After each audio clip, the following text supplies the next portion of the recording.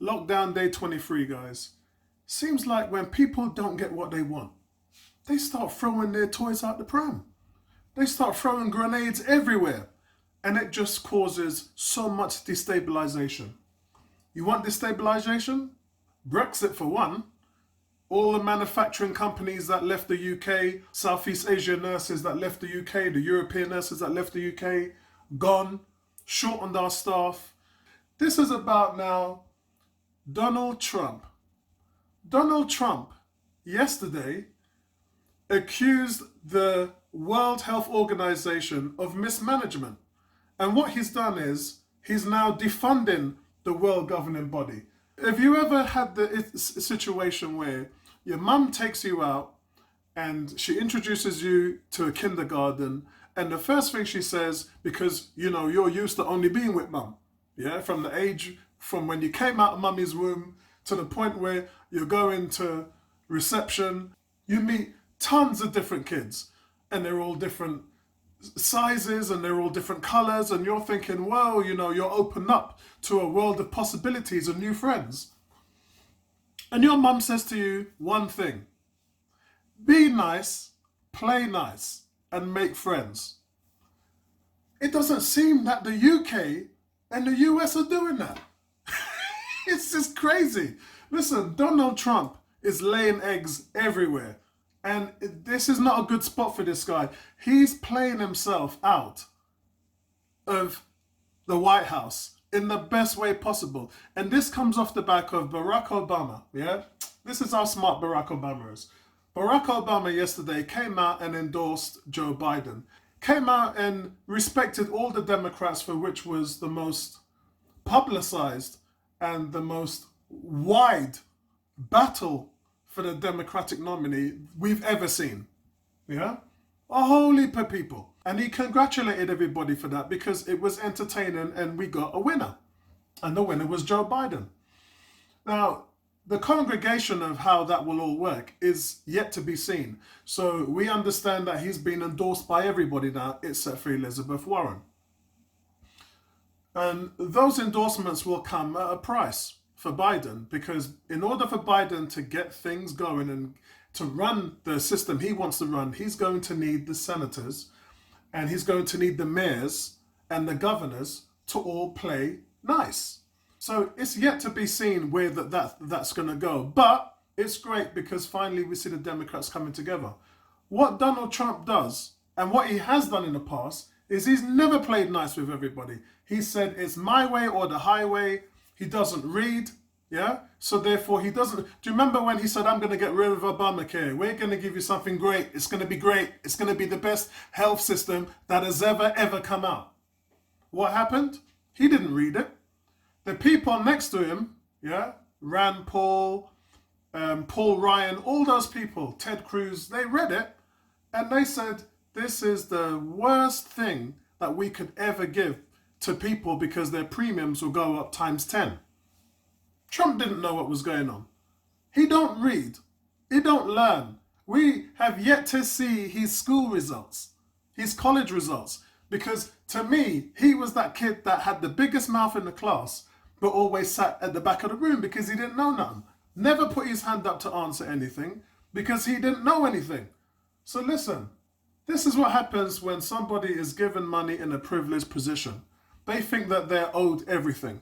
And he's running the country like that. He's running the country like people voted him in because he was a businessman and he'll get things done. But what they didn't take into consideration was he is actually the worst businessman in history because he lost $1.4 billion. Imagine that. How can you lose $1 billion? $1 million makes you rich. And a rich person can be poor. Yeah, you can be rich today and poor tomorrow. But when you have $1 billion, you're not rich, you're wealthy. You can move mountains, you can buy islands. Yeah? A wealthy person cannot go broke. It's impossible to throw away $1 billion. Look, even if you don't spend anything and you just sit on your interest accumulates, even at 1%. More money than the average person earns in a year, in 5 years. So how can you get 1.4 billion and lose that money. It's just never been done before. This is the worst businessman in history, that he's not been able to get anything done. Yeah? He's promised these campaign people all these different things. Yeah? Where's the wall? There's no wall. There's no wall between here and Mexico. And actually, the proof of the people that went out there to film and record all of this, it seems that all the money that he took, which was, I think he managed to get about 5 billion out of the Democrats. But all that was restructuring and refurbishment of parts of the wall that were already built. Yeah? That's all it was. There's no new wall whatsoever. So listen, why did you vote for this guy? Yeah? Okay, the Muslim ban is in effect. He blocked Muslims from various different countries, yeah, from coming into the USA. But now he's talking about blowing up the World Health Council. The people that were on this pandemic faster than anybody was. A president who was completely exposed yesterday when a reporter asked him, what did you do in February? When Trump said, this is what we did, this is the timeline we did, we reacted fast. And the reporter said, hold on a second, all these dates you're showing us are in March. You knew 3 times in January what was going on. So what happened for the whole of February? And Trump said, we were busy, we did a lot. You did what? Went out and played golf? Went out and told your Republican buddies where to put money in the stock exchange because everything was going to capitulate? There's nothing on record that shows Donald Trump did anything in February. And what you were supposed to do was you were supposed to analyze the situation. And remember, you couldn't because you closed down the biodefense units that Obama and George Bush put in place. You closed that down. So all the warnings that were given to you in 2018, you got rid of. Listen, this is going to be a HYDRA video, yeah? This is going to be another red one. Guys, sorry, there hasn't been a shield yellow badge in the last few days. So let's keep this one red. Let's keep it HYDRA right now, yeah? There hasn't been any coordination from Donald Trump in February. And that has cost thousands and thousands of American lives, yeah? This is what you have to take when you go to the ballot in November. And if you're a right-wing voter, a moderate voter, a left-wing voter, I don't care. I don't care what wing you're in. What I want you to know is the lack of progressive action from this president has cost lives. He's waited 2 months before he even moved in a worldwide pandemic, an emergency that would cost thousands of lives. He sat down and did nothing. From the 16th of January, from the first death to mid-March, this guy did nothing for 2 months. And here we are, seeing people being lifted out of hospitals with body bags, seeing nurses and doctors dying because they don't have the right equipment which you could have jumped on in January. And I'll give you the benefit of the doubt. Not even January, in February. Yeah? In February, you could have stepped up your demands for PPE and protection equipment for your health system. And you didn't. So listen, you can throw grenades as much as you want and stop funding. Imagine that. How can you stop funding the World Health Center? The place that accumulates all the information from every country and doctors and specialists and scientists in the world. You're going to stop funding that in a worldwide crisis, in a pandemic. You are going to stop funding that. At a time of need, you're going to stop your funding. I mean, where does this end? Wow. I mean, PROC Article 25, for those Britons who don't know what that means, it means the removal of a US president.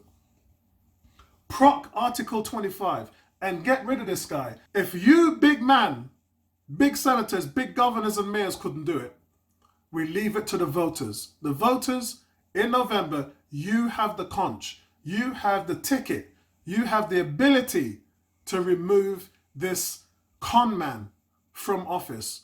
And God bless, may he never be seen again. I hope that for the crimes he's done, they march him straight out of the White House into jail.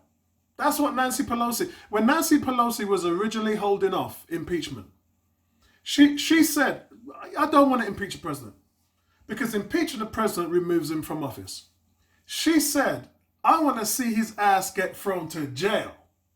That's what she said. She said, I want to see this fool get everything he deserves for the amount of discomfort he's caused, for the heartbreak. Remember, guys, this was a guy who shut down government for over a month. 800,000 US employees who worked for the governments, who provided service to you. He put them out of a job without pay. Most of them living paycheck to paycheck. We heard of people selling their cars, getting loans, couldn't pay their mortgage. We heard all these stories for 6 weeks about people who were suffering, because you don't vote somebody into power to make you suffer.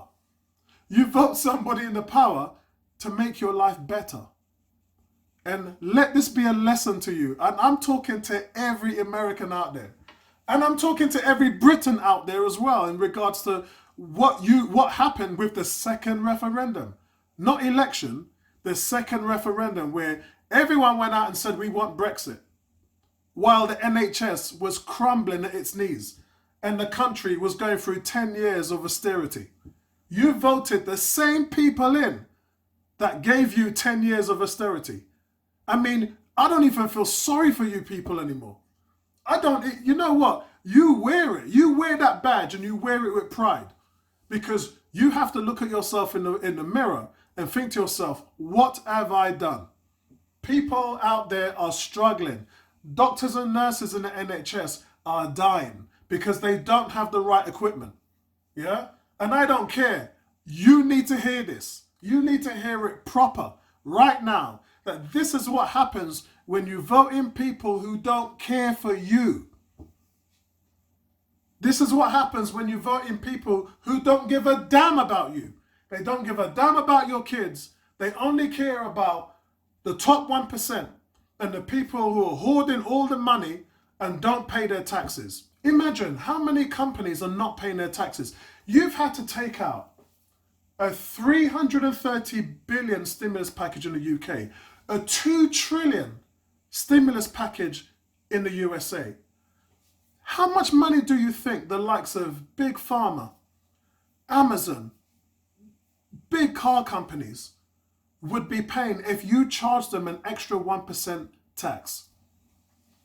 If we added all of that money up, that will come up to so much cash that, you know what, you wouldn't be in a position where you had to take a stimulus package out, because you would have had billions and billions of taxpayers' money coming from big corporations. This is what Bernie Sanders was talking about when he said we shouldn't be accepting, we're paying all this money to them. Everyone, Amazon, every day you see an Uber driver going around delivering from Amazon. Yeah?